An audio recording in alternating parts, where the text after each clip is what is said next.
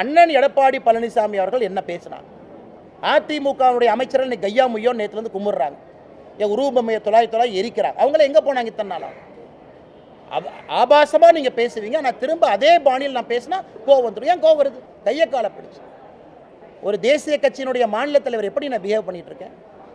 கையை காலை பிடிச்சு அப்படியே எங்கள் அரசியல் பண்ணிட்டு இருக்கேன்னா ஒரு மாநில தலைவருக்கு ஒரு சற்றும் கூட ஒரு கலோக்கியல் லாங்குவேஜ் சொன்னால் ஒரு லாய்க்கு இல்லாத ஒரு மாநில தலைவர் இன்றைக்கு வந்து அண்ணாமலை வந்து இன்றைக்கி வந்து பிஜேபி பெற்றிருப்பது தான் ஒரு மிக மிக வந்து ஒரு என்ன சொல்கிறதுனா ஒரு வருத்தப்படக்கூடிய ஒரு வேதனைப்படக்கூடிய விஷயம். எடப்பாடி அண்ணன் மீது வைத்த விமர்சனம் 100% என்னை பொறுத்தவரை சரி. அதில் ஒரு பாயிண்ட் நான் பின்னாடி போக மாட்டேனா. நீங்கள்லாம் அப்படியே சொல்லலாம். டெய்லி ஒரு முன்னாள் அமைச்சர் வந்து என்னை திட்டலாம், தற்குறின்னு சொல்லலாம், படிப்புக்கு போனால் கொச்சைப்படுத்தலாம், நான் செய்யக்கூடிய வேலையை கொச்சப்படுத்தலாம், ஆட்டை வெட்டலாம், இதெல்லாம் பண்ணுவீங்க. நான் அப்படியே உட்காந்து அப்படியே கையை கட்டிக்கிட்டு அண்ணே சாரிங்க அண்ணே, உங்களுக்கு 40 வயசு அனுபவம் இருக்குது, சாரிங்க அண்ணே எனக்கு 3 வருஷம் தான் இருக்குது சொல்கிறக்காக நான் வரல சார். பதில் சொன்னால் பதிலடி இருக்கும். அப்படி தான் பத்திரிகை நண்பர்கள்ட்ட நான் பிஹேவ் பண்ணேன். அண்ணாமலை பொறுத்தவரை அவருடைய நிலைப்பாடு என்னென்னா, அவர் ஒரு மாநில தலைவர் இல்லை, அவர் பிஜேபி என்கின்ற ஒரு கார்ப்பரேட் கம்பெனிக்கு ஒரு மேனேஜர். சார் அண்ணாமலையுடைய தகுதி என்ன? ஒரு 3 வருஷம் தான் அரசியல். பொதுச் செயலாளருடைய தகுதி என்ன? ஒரு கிளை செயலாளர், ஒன்றிய செயலாளர், அதன் பிறகு வந்து பல்வேறு, அதாவது சட்டமன்ற உறுப்பினர், நாடாளுமன்ற உறுப்பினர், அமைச்சர், ஒரு முதலமைச்சர். உங்களுடைய நிலைமையே ஒரு விட்டில் பூச்சி எத்தனை நாள் தெரியுமா? அதனுடைய வாழ்க்கையே 7 நாள். விட்டில் பூச்சி ஒரு முழுமையான அளவுக்கு பார்த்தீங்கன்னா வந்து ஒரு மின்மினி பூச்சி. இந்த அளவுக்கு தான் வந்து அண்ணாமலையினுடைய அந்த ஒரு அரசியல் நிலைமை இருக்குது. ஆமாங்க ஐயா ஒத்துக்கிறேங்க ஐயா. 3 ஆண்டு தான் இருக்குது. அதில் அவர் சொன்னது வந்து அண்ணன் நியாயமாக தான் சொல்லியிருக்காரு, எந்த தப்பு இல்லை. ஒரு 100 மீட்டர் ரேஸில் அண்ணன் ஜெயக்குமாரன் என்ன சொல்லுவார்னா, எனக்கு 75 வயசு ஆயிடுச்சு, 50 வயசு அனுபவம் இருக்குது, ஒலிம்பிக்ஸில் அனுப்புங்கன்னு சொல்லுவாரா? 100 மீட்டர் ரேஸில் யார் ஓடணுமோ அவங்க தானே 100 மீட்டர் ரேஸில் ஓடணும். 3 ஆண்டு அனுபவம் இருக்கிறவங்க தான் 100 மீட்டர் ரேஸில் ஓடணும். ஜெயக்குமார் அண்ணன் வாதம் எப்படி இருக்குன்னா, அரசியலில் வயசாகிடுச்சுங்கிறதுக்காக ஒலிம்பிக்ஸில் அனுப்ப முடியுமா? சரி, 70 வயசு இருக்கக்கூடியவர் சொல்கிறாரு அரசியல் அனுபவம் எங்களுக்கு இருக்குன்னு ஜெயக்குமார் என்ன சொல்கிறாரு. 70 வயசு இருக்கக்கூடிய மனிதர் எடப்பாடி அண்ணன் பேசின பேச்சு சரியா? 39 வயசு அண்ணாமலையை விடுங்க, 70 வயசு எடப்பாடி பழனிசாமி அவர்கள் பேசினது சரியா? அதுக்கு ஜெயக்குமார் அண்ணன் விளக்கம் கொடுத்துட்டு கையை காலை பிடிச்சு அரசியல்னா கிளை தலைவராக ஒரு வெள்ளை வேட்டியை கட்டிக்கிட்டு வெள்ளை சட்டையை போட்டுக்கிட்டு கும்பிடு போட்டுக்கிட்டு அப்படியே எலெக்ஷனுக்கு பணம் கொடுத்தா தான் அரசியல்வாதியா? அது அவருடைய பாணியில் அரசியல்வாதியாக இருந்த அனுபவம் என்றால் இது இல்லைன்னு நான் சொல்கிறேன். ஒரு மாபெரும் இயக்கத்தை பேசுகிறேன்னா அதுக்கு கொஞ்சமாச்சும் யோகியதை இருக்கா அண்ணாமலைக்கு? இல்லை தகுதி இருக்கா? பேசக்கூடிய அளவுக்கு வந்து உங்களுக்கு வந்து அந்த முகாந்திரம் இருக்கா? இல்லை. 1,12,000 பேர் இன்றைக்கி வந்து உள்ளாட்சி தேர்தலில் நாங்கள் நிற்க வைப்பேன்னா பல பூத்தில் ஆளே இல்லை. கேண்டிடேட்டுன்னு 1,12,000 பேர் கிடையாது. அப்படி இருக்கும்போது 1,12,000 பேர் வந்து நிற்க வச்சுட்டு வர்றாரு. அந்த 1,12,000 பேர் ஜெயிச்சுருவாங்களாம். அந்த ஜெயிச்சுட்டு அவங்க வந்து ஆட்சி பிடிச்சிருவாங்களாம். எப்படிப்பட்ட வந்து ஒரு கற்பனையான கோட்டையை இன்றைக்கு திரு அண்ணாமலை வந்து இன்றைக்கி வந்து சொல்கிறாருன்னா, எந்த அளவுக்கு வந்து பார்த்தீங்கன்னா இன்றைக்கி வந்து ஒரு கற்பனையிலே இன்றைக்கி அரசியல் பண்ணிகிட்ருக்காரு. கற்பனையிலேயே மிதந்து கொண்டிருக்கிறார். ஒரு மின்மினி பூச்சி போல், ஒரு விட்டில் பூச்சி போல். ஆட்சின்றது உங்களுக்கு வந்து ஒரு பகல் கனவு தான், ஒரு காணல் நீர் தான். கோட்டை பக்கமே வர முடியாது. அதோட ஒரு எம்எல்ஏ சீட்டு கூட உங்களால் ஜெயிக்க முடியாது. 3 வருஷம் டெபுடேஷனில் வந்திருக்கக்கூடிய மாநில தலைவர் திரு அண்ணாமலை அவர்கள் மீது தமிழகத்தில் சட்டம் ஒழுங்கு சீர்கேடை உருவாக்கக்கூடிய வகையில் அவர் பேசியிருக்கக்கூடிய பேச்சுக்களுக்காக அவர் மீது தக்க நடவடிக்கை எடுக்கணும்னு சொல்லி மதுரை கமிஷனர் ஆஃபீஸில் வந்து ஒரு கம்ப்ளைண்ட் தரதுக்கு அன்றைக்கி வந்திருக்கிறோம். கர்நாடகாவில் போலீஸ் ஆஃபீஸராக இருந்திருக்கிறார். அவரை கூட அங்கே ஹனி ட்ராப் அண்ணாமலைன்னு தான் சொல்லுவாங்க. அவர் வந்து நான் பச்சை மயில கையெழுத்து போட்டேன்னு பெருமையை சொல்கிறாரு. எங்களுக்கு தெரிஞ்ச அண்ணாமலைன்றவர் பச்சையாக வீடியோ எடுப்பாருன்னு மட்டும் தெரியும். அதுதான். ஆனால் அதைத்தான் அவர் தெரியாமல் அப்படி சொல்லிவிட்டார் நினைக்கிறேன். பச்சை மயில கையெழுத்து போட்டேன்னு சொல்லியிருக்கான்னு நினைக்கிறேன். அது ஒரு வீடியோ கட்சி அது. அதனால் வந்து இவர் வந்து பார்த்திங்கன்னா ஒரு அரசியல் வியாபாரி.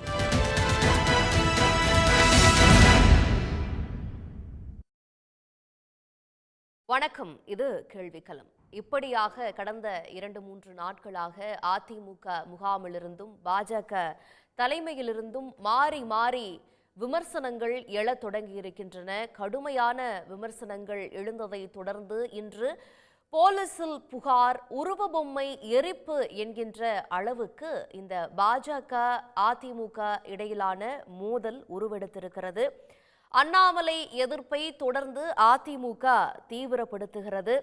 எடப்பாடி மீதான விமர்சனத்தில் பின்வாங்க போவதில்லை, 100% தான் தெரிவித்த அத்தனையும் உண்மை என்கின்றார் அண்ணாமலை. அண்ணாமலை பேசுவதெல்லாம் பொய் என்கின்றார் எடப்பாடி பழனிசாமி. மற்ற தலைவர்களும் அண்ணாமலை மீதான விமர்சனங்களை எடுத்து வைக்கிறார்கள். இதில் சிறிதளவும் பின்வாங்க போவதில்லை, இதுதான் என் பாணி அரசியல், நான் பச்சை மையிலே கையெழுத்திட்டு வந்தவன், அரசியல்வாதிகளோடு குப்பை கொட்டியவன், அரசியல்வாதிகளை ஆழம் சென்று பார்த்தவன், நான் பணியில் இருக்கும் பொழுதே என்னுடைய அனுபவம் என்பது குறைவுன்னு விமர்சிக்கிறாங்களா? எனக்கு பணி அனுபவம் இருக்கிறது, விவசாயம் பார்த்துருக்கிறேன் என்றெல்லாம் தன்னை பற்றி அண்ணாமலை தன்னிலை விளக்கத்தை செய்தியாளர்கள் மத்தியில் தெரிவிக்கிறாரு. இந்த பக்கமும் தொடர்ந்து விமர்சனங்கள் எழுந்துட்டு இருக்குது. அதிமுக எதிர்ப்பில் வளர பாஜக வியூகம் வகுக்கிறதா என்கின்ற பொருளில்தான் இன்றைய கேள்விக்களமும் கட்டமைக்கப்பட்டிருக்கிறது. நம்மோடு விருந்தினர்களும் இணைந்திருக்கிறார்கள். அரங்கத்தில் மூத்த பத்திரிகையாளர் ஜென்ராம் இணைந்திருக்கிறார், அவரை வரவேற்கிறேன். அதே போல முன்னாள் எம்எல்ஏ தனியரசு அவர்கள் இணைந்திருக்கிறார். பாஜகவிலிருந்து ஜி.கே. நாகராஜ் அவர்களும் இணைந்திருக்கிறார். அரசியல் விமர்சகர் எம். குமார் அவர்கள் இணைந்திருக்கிறார். அரசியல் விமர்சகர் பொங்கலூர் மணிகண்டன் அவர்களும் நம்மோடு இணைந்திருக்கிறார். அனைவரையும் அன்போடு கேள்வி களத்திற்கு வரவேற்கிறேன். முதல்ல திரு ஜி.கே. நாகராஜ் அவர்களிடமிருந்து போகணும்னு நினைக்கிறேன். இப்படி அமெரிக்க பயணத்திற்கு முன்னாடி ஒரு 3-4 நாள் அதிமுகவை பயங்கரமா விமர்சிச்சு பரபரப்பா பேசிட்டு போனா ஒரு 3 மாசத்துக்கு தாக்கு பிடிக்குங்கிறது கணக்கா? எதற்காக இவ்வளவு தீவிரமான விமர்சனங்கள் முன்வைக்கப்படுகிறது? தொடர்ந்து அதிமுகவை விமர்சித்தே பாஜக வளரணும், அதிமுக எதிர்ப்புலேயே வளரணும் அப்படிங்கிறது தான் பாணியா இருக்கோ அப்படிங்கிற கேள்வியும் எழுந்திருக்குது. உங்களுடைய கருத்து? அனைவருக்கும் வணக்கம். இதாவது தமிழ்நாட்டில் இந்த அரசியல் விமர்சனங்கள் அப்படிங்கிறது புதுசு அல்ல. அதையும் தாண்டி அரசியல் விமர்சனங்களை தாண்டி தரந்தாழ்ந்த அரசியல், அநாகரிக அரசியல் என்பதெல்லாம் திமுக அதிமுக காலத்திலேயே தூங்கிவிட்டது. இன்னும் சொல்ல போனால் திராவிடர் கழகம் திமுக இருந்த பொழுதே தூங்கிவிட்டது. அதனால் இதை ஒரு புதுசாக நடந்த விஷயம் மாதிரி பார்க்க வேண்டிய அவசியம் முதல்ல இல்லை. ஏன்னா என்னெல்லாம் திமுக குறித்து பேசினாங்க, மதிமுகவில் இருந்த பொழுது திமுக குறித்து என்ன பேசினார் வைகோ அவர்கள், அதே நீங்க திமுக அதிமுக அவர்கள் என்ன பேசினாங்கங்கிற எக்ஸாம்பிள்ஸ் எடுத்துக்கிட்டு பாஜக வேண்டிய அவசியம் இல்ல. மாற்றத்திற்கான அரசியலுக்காக தான் நான் அரசியல்ல குதிச்சிருக்கேன்னு சொல்றாரு அண்ணாமலை. என்ன மாற்றத்தை ஏற்படுத்திட்டார்? அவங்க பேசினாங்க, அதனால நானும் பேசினேன்னு தானே சொல்றாரு. அவர் பாணி அதுதானே? அல்ல, நீங்க ஒருத்தர் ஒரு பதிலடி ஒரு கேள்வி கேட்கின்ற பொழுது, ஒரு குற்றச்சாட்டை வைக்கின்ற பொழுது அதற்கு பதில் சொல்ல வேண்டியது ஒரு தலைவருடைய கடமை. அதுவும் பாஜக மாநில தலைவராக அண்ணாமலை அவர்களை நோக்கி கேள்விகள் வைக்கின்ற பொழுது அதற்கு அதே பாணியில் பதில் கொடுக்க வேண்டும். அதைத்தான் அண்ணாமலை செய்திருக்கிறார். இதில் நான் என்ன கம்பேரிசன் ஏன் சொன்னேன்னா, இந்த கொடுத்திருக்கின்ற பதிலடி ஏதோ தரந்தாழ்ந்தது, நாகரீகமற்றது என்றெல்லாம் தொடர்ந்து பேசி வருகின்றார்கள். அதையெல்லாம் தயவு செய்து அப்படி சொல்கிறவங்கெல்லாம் பின்னாடி திரும்பி பார்க்கணும். அதனால் எங்களுடைய விமர்சனம் நாகரீகமானது தான் அப்படிங்கிறத, எந்த ஒரு தரந்தாழ்ந்த வார்த்தையும் பயன்படுத்தப்படவில்லை என்பதை முதல்ல இதன் மூலமாக நான் இங்கே பதிவு செஞ்சுக்கிறேன். ரெண்டாவது, தலைவர் அவர்கள் அதிமுக தான் விமர்சனம் பண்ணார் அப்படிங்கிறது விட கடந்த கால வரலாற்றை நீங்கள் 3 ஆண்டு காலத்தில் எடுத்து பார்க்கணும். அவர் அதிமுகவை மட்டும் விமர்சனம் செய்யவில்லை. இதற்கு முன்னாடி திமுகவையும் கடுமையாக விமர்சனம் செய்தார், இப்பொழுதும் செய்கிறார். அதிமுக விமர்சனம் செய்தார், காங்கிரஸ் விமர்சனம் செய்தார், மதிமுக விமர்சனம் செய்தார். யாரெல்லாம் இந்த தேச நலனுக்கு எதிராக செயல்படுகிறார்களோ, மக்களுடைய நலனுக்கு எதிராக செயல்படுகிறாரோ அதற்கு எதிராக உண்மையை சொல்லுவதில் அவர் ஒருபோதும் தயங்கியதில்லை. அதைத்தான் இந்த நிகழ்வையும் எடுத்துக்காட்டு. இல்ல, நீங்க சொல்றது கரெக்ட் திரு நாகராஜ். எடப்பாடி பழனிசாமி அவர்கள் திமுகவை விமர்சனம் செய்தார், மதிமுகவை விமர்சனம் செய்தார். அதாவது மாற்று கொள்கை, திமுக கொள்கைக்கு திராவிட கொள்கைக்கு ஒரு மாற்று கொள்கை கொண்ட அரசியலோடு பாஜக களம் காண்கிறது. ஆனா கூட்டணியில் இருந்த அதிமுகவை அவர்களோடு அந்த இரண்டாம் 2.0 ஆட்சியில் இருந்த கூட்டணியில் இருந்த அதிமுகவை திமுக ஆட்சிக்கு வந்ததற்கு பிறகு அவர்கள் மீது இத்தனை வழக்குகள் இருக்கு. இன்னைக்கு கூட திரு கருநாகராஜன் அவர்களோட அறிக்கையில் சொல்லியிருக்கிறது அந்த வழக்குகள்லாம் தோண்டப்படும். எதற்கு சும்மா அதிமுகவை மிரட்டி மிரட்டி அரசியல் பண்ணணும்? அப்ப தெரியலையா அதிமுகவுக்கு இந்த மாதிரி ஒரு பின்னணி இருக்கு, பின்புலம் இருக்கு அப்படின்றதெல்லாம்? கூட்டணியில் இருந்த கட்சி என்று சொன்னால் தமிழ்நாட்டில் கூட்டணியில் இருந்த கட்சியெல்லாம் எப்படியெல்லாம் பேசியிருக்காங்க. அண்டங்காக்கை, அதே மாதிரி காண்டாமிருகத்தோழன், இன்னும் நிறையா சொல்லலாம்.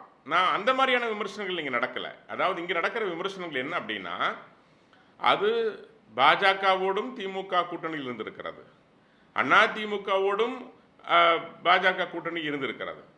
ஒரு பிரச்சனை என்று வருகின்ற பொழுது ஒரு கட்சியின் தலைவராக, நான் திரும்ப சொல்கிறேன், கட்சியின் தலைவராக 70 ஆண்டுகள் இந்த தமிழ்நாட்டிற்கு இந்த ஆண்ட கட்சிகள் செய்தது என்ன என்கின்ற பொழுது அதற்கு மாற்றாக ஒரு மாற்றத்தை கொண்டு வர வேண்டும் என்று மாற்று அரசியலை கையில் எடுக்கின்ற பொழுது யார் தவறு செய்தாலும் அதை சுட்டி காட்டுகின்ற இடத்தில் தலைவர் அண்ணாமலை அவர்கள் இருக்கின்றார்கள். அந்த பணியை இப்போ சிறப்பாக செஞ்சுருக்காங்க. திமுகவை மட்டுமல்ல, அதிமுகவை மட்டுமல்ல, காங்கிரஸையும் தான். ஏன் திரும்ப சொல்கிறேன்னா, இந்த கட்சிகளுக்கு மாற்றாக பாஜக தமிழகத்தில் வர வேண்டுங்கிறத தெளிவாக பதிவு செஞ்சார். நாங்கள் 2 கட்சிகளுக்கு மாற்றாக வர விரும்புகிறோம், மக்கள் எங்களை ஏற்றுக்கொண்டிருக்கிறார்கள். 2% வாக்கு பெற்ற நாங்கள் இன்று 18% பாஜக தலைமையிலே கூட்டணி அமைத்து நாங்கள் பெற்றிருக்கிறோம். பாஜக தனித்து 11.45% வாக்குகளை பெற்றிருக்கிறது.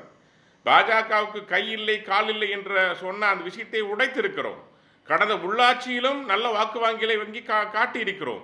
ஆக மக்களுடைய விருப்பமானது பாஜக எழுச்சி வர வேண்டும், பாஜக வளர்ச்சி வர வேண்டும் என்கின்ற நோக்கத்தில் இருக்கின்ற காரணத்தால் அதை தாங்க கொள்ள முடியாத, அது திமுகவாக இருந்தாலும் சரி அதிமுக இருந்தாலும் சரி, எங்கள் மீது வசைபாடுகிறார்கள், குற்றச்சாட்டை வைக்கின்றார்கள்.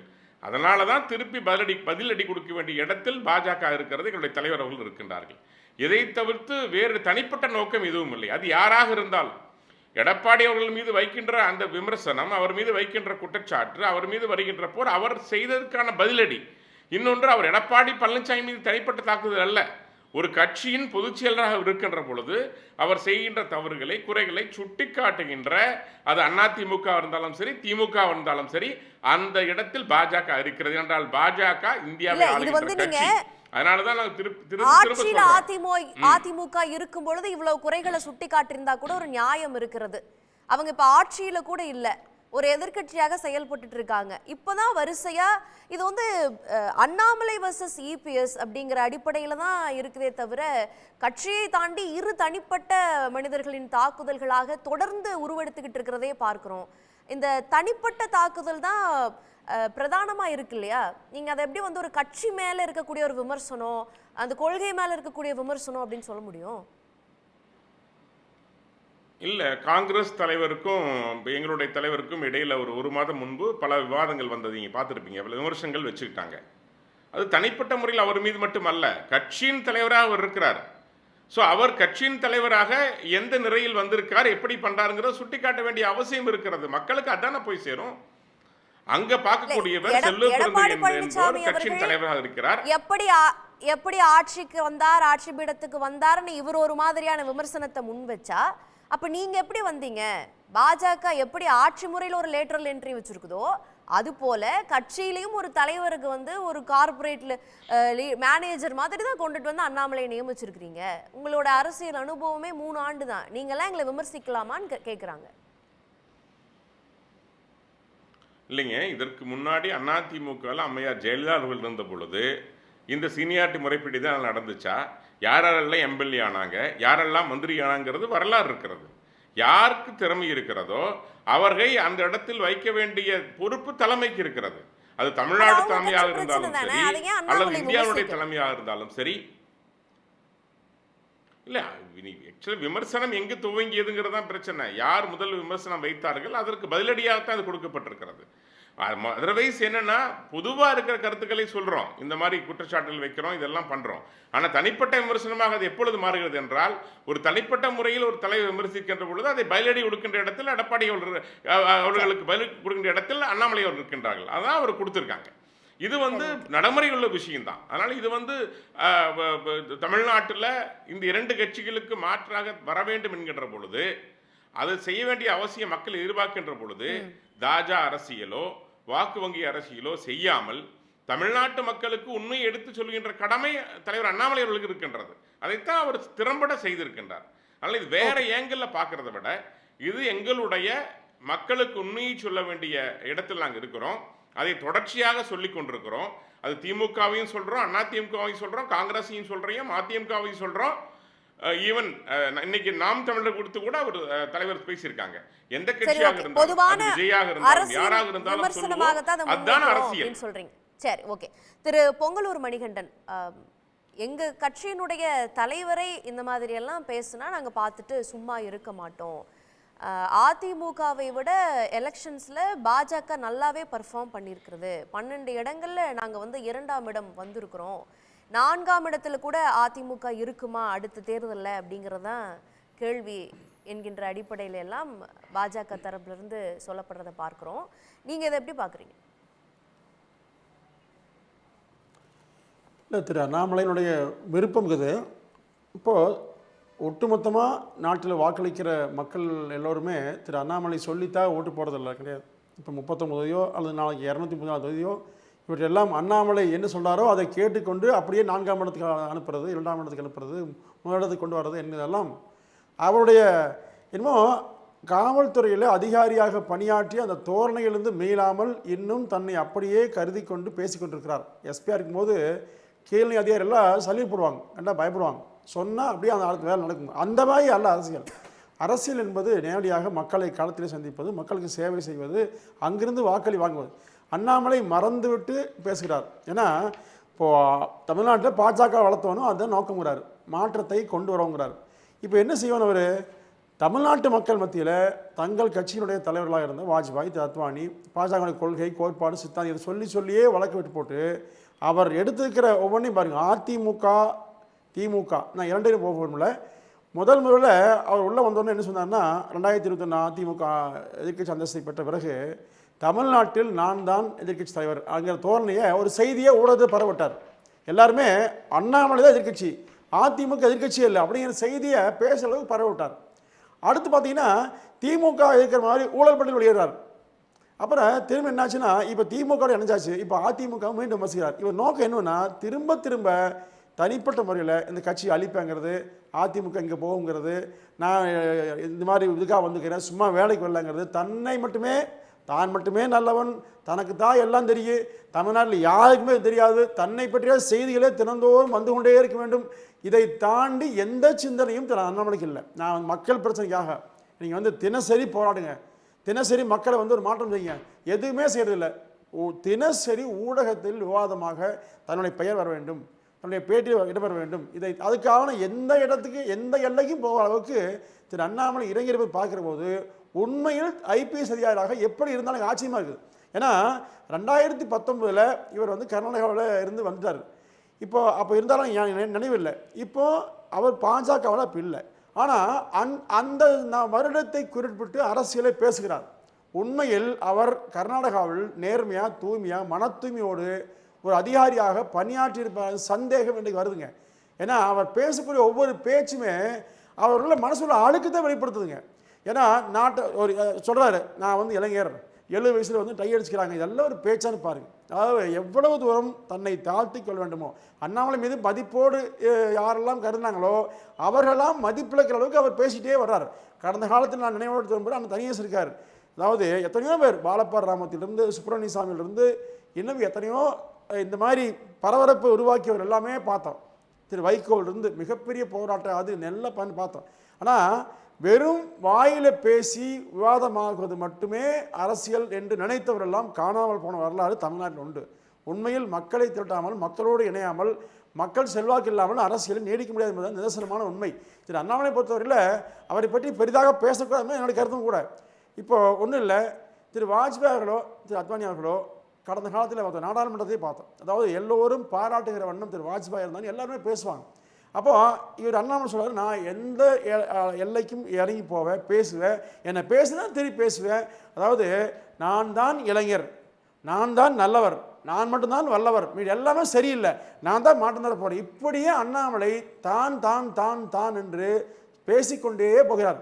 நான் வந்து அண்ணாமலைக்கு ஆர்வ கோளாறுங்க இல்லை, அரசியல் வந்து எப்பவுமே புதுசாக அண்ணாமலை இப்படி எல்லாம் பேசுனதுனாலதான் அதிமுக பாஜக உறவுல விரிசல் இருக்கு. இல்லைன்னா அதிமுகவுக்கும் பாஜகவுக்கும் தமிழ்நாட்டுல ஒரு நல்ல விதமான ஒரு கூட்டணி இருந்திருக்கும் இல்லையா? அண்ணாமலை தலைவர் பொறுப்பேற்றதற்கு பின்புதான் இது போன்ற பேச்சுக்களை பொறுத்து கொள்ள முடியாமல் தான் இந்த விரிசல் உருவாயிருக்கு. அப்படிதானே புரிஞ்சுக்கணும். ஏன்னா அண்ணாமலையை மட்டும்தான் அதிமுக விமர்சிக்குது, பாஜக தலைமை விமர்சிக்கிறதே இல்லை. இல்ல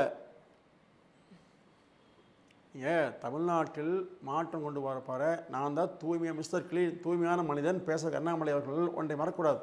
அதிமுகவோடும் கூட்டணி இருந்துக்காங்க, திமுகவோடும் கூட்டு வச்சுருக்காங்க, மாறி மாறி கூட்டு வச்சுட்டு எல்லா இவற்றிலும் கூடையே இருந்துட்டு இப்போ பேசுறது என்னன்னா, அண்ணாமலை மட்டும் சொல்லிங்க, பாஜகவை பொறுத்தவரையில் எல்லா கட்சியும் அந்த கட்சியோடு கூட்டு வச்சுக்காங்க. காங்கிரஸ் கட்சி தவிர காங்கிரஸ் கட்சி கூட பிபி சிங் பிரதமராக இருந்தபோது மறைமுகமாக காங்கிரஸ் ஆதரவு பண்ணாங்க, எல்லாம் ஒரே அந்நியத்தில் இருந்தாங்க. அப்போது எல்லா கட்சிகளுமே ஒன்றோடு ஒன்றாக இணக்கமாக கூட்டணியாக பாஜகவோடு நேரடியாக இருந்து உண்டு, மறைமுகமாக இருந்து உண்டு, மாட்டுக்கருத்தே இல்லை. ஆனால் இவை திடீர்னு வானத்துலேருந்து குதிச்சு இப்போ நான் சொல்கிறது அண்ணாமலை அவர்கள் வந்து அண்ணாமலை கேட்ட கேட்க போய் சொல்கிறேன், அண்ணாமலை அவர்கள் வந்து தனி கட்சி ஆரம்பித்து அப்படி கொள்கையை சொல்லி கோட்பாட்டை சொல்லி அவர் இப்படி பேசினான்னு சொன்னால் அது வேறு வழிங்க. ஆனால் வேறொரு கட்சி நியமன பதவி, இது எடப்பாடி மன்னவர்கள்லாம் வந்து தேர்வு செய்யப்பட்ட பதவி. இப்போ நியமன பதவி உள்ளவர் வந்து இது நான் எடுக்கிறதா முடிவு, நான் சொல்றதா முடிவு நடைமுறை இருக்கும். அந்த பாஜகவில் ஒரு நடைமுறை இருக்கு, அவங்க கட்சி மனமு வந்து ஏற்று அவரை தலைவராக உட்கார வச்சிருக்கிறாங்க, மற்ற தலைவர்களும் ஏத்துக்கிறாங்க. அதுல அதிமுகவுக்கு என்ன பிரச்சனை? அவர் என்ன சொல்றாருன்னா, அந்த வாரணாசிக்கு போறப்ப நாமினேஷனுக்கு கூட்டணி கட்சின மற்ற முதலமைச்சர்கள் எல்லாம் வந்தாங்க, நான் அண்ணன் எடப்பாடி அவர்களை கூப்பிட்டேன், ஜெயிக்கவே போகாத இவருக்காக நான் ஏன் நாமினேஷனுக்காக வரணும்னு சொன்னாரு, என்னுடைய தலைவரை பற்றி அப்படி பேசினதுனால தான் நான் இன்னைக்கு வந்து அவங்கள தொடர்ந்து விமர்சிச்சுட்டு இருக்கேன் அப்படின்றாரு. அங்க ஹர்ட் ஆயிருக்கிறாரு அவரு. நீங்க அதுக்கு பிறகுதானே அரவாக்குறிச்சி தேர்தலில் போட்டுட்டாரு, எடப்பாடியை பிரச்சாரம் கைகூப்பி நின்னாரு, எடப்பாடி ஆட்சி பொற்கால ஆட்சி, அவரை பற்றி பேசுறதுக்கு பெரும் புறன்னு பேசினாரு. அப்போ உண்மையிலேயே ஒரே மாதிரி எதிர்த்துட்டே ஒரே மாதிரி இருந்து ஆதரிச்சு ஒரே மாதிரி தான்னா அண்ணாமலை சரின்னு சொல்லலாம். இவர் போன மாதம் பேசுகிறாரு, மறுபடியும் பேசுகிறாரு, திட்டுறாரு, அவன் கேவலம் பேச மேடம் உண்மையிலே வந்து இவர் என்ன நினைக்கிறாருன்னே தெரியல. உண்மையில் அண்ணாமலை இப்படித்த சில தலைவர் தமிழ்நாட்டில் பேசி பேசி வீணாக போனாங்க. ஒரு நிலைப்பாட்டில் உண்மையிலேயே நம்ம மாற்றத்துக்கு வந்துட்டான்னு சொல்லி போட்டு தெளிவாக இருந்தீங்கன்னா பரவாயில்லைங்க. ஆனால் அப்படிலாம் இல்லை. எடப்பாடியை குறித்து மிக மிக பாராட்டி இந்த மாதிரி எல்லாம் இந்த மாதிரி ஆளை பார்த்தே பாராட்டு நாள் உண்டு. இதே அரவக்கட்சி நிற்கும் போதுங்க அந்த மாவட்ட செயல முன்னாள் அமைச்சர் விஜயபாஸ்கர் அவர்கள் கைகூப்பி நின்று கெஞ்சுதான் வருது. இவர் பேசக்கூடிய பேச்செல்லாம் அவருக்கே பொருந்துங்க. அதனால இவர் வாரணாசி பற்றி பேசும்போது இவர் கட்சியில் இருந்தாரா? எப்படி யார் சொன்னவருக்கு எப்படி தெரியும்? அது சொன்னவங்க யாருன்னு சொல்லுங்க. இவர் தான் நேர்மையாக பேசுவார்ல, பேச சொல்லுங்க. அது 10ஆம் யாரோ அவர் எப்படி தனிப்பட்ட பேச யாரும் சொன்னவருக்கு? இதெல்லாம் திரு அண்ணாமலையினுடைய வியூகமாக இப்படி எல்லாம் பேசினா இளைஞர்கள் மத்தியில் ஒரு பெரிய அளவில் தாக்கத்தை உருவாக்கம் வைக்கிறாருங்க. தமிழ்நாடு அரசியலில் கடைக்கோடி மக்கள் வரைக்கும் போய் தன்னை விளம்பரப்படுத்திக்கோன்னு சொன்னால் இந்த விளம்பர அரசியலுக்கு இதை பயன்படுத்தலாம் என்று அண்ணா விரும்புகிறார். ஆனால் உண்மை அரசியலுக்கான வெளிப்பாடுன்னு சொல்றீங்க. நான் மற்ற பார்வைகளை வாங்கிட்டு வரேன். திரு ஜென்ராம், நீங்க இதை எப்படி பாக்குறீங்க? அப்பப்போ ஒரு சிறிய இடைவேளைக்கு பிறகு இந்த அதிமுக பாஜகவினுடைய மோதல் காட்சி தமிழ்நாட்டு அரசியலில் அரங்கேறதை பார்க்கிறோம்.